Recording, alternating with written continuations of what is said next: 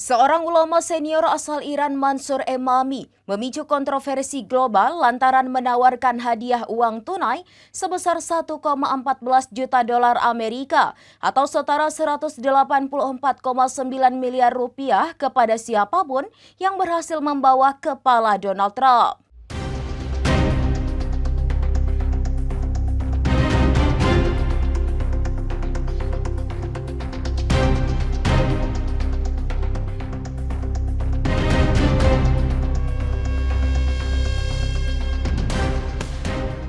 Seorang ulama senior asal Iran, Mansur Emami, memicu kontroversi global lantaran menawarkan hadiah uang tunai sebesar 1,14 juta dolar Amerika atau setara 184,9 miliar rupiah kepada siapapun yang berhasil membawa kepala Donald Trump.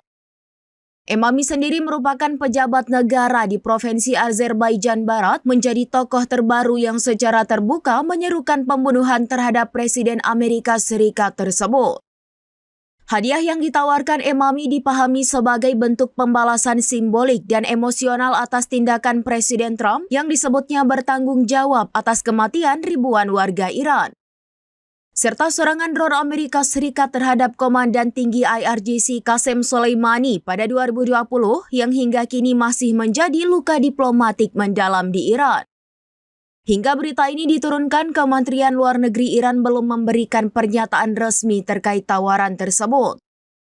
Namun Presiden Iran Masoud Pezeshkian sebelumnya sempat menanggapi fatwa serupa dari ulama Ayatullah Nasir Makarim Shirazi dengan mengatakan bahwa perintah seperti itu tidak terkait dengan pemerintah Iran atau pemimpin tertinggi Ayatullah Ali Khamenei.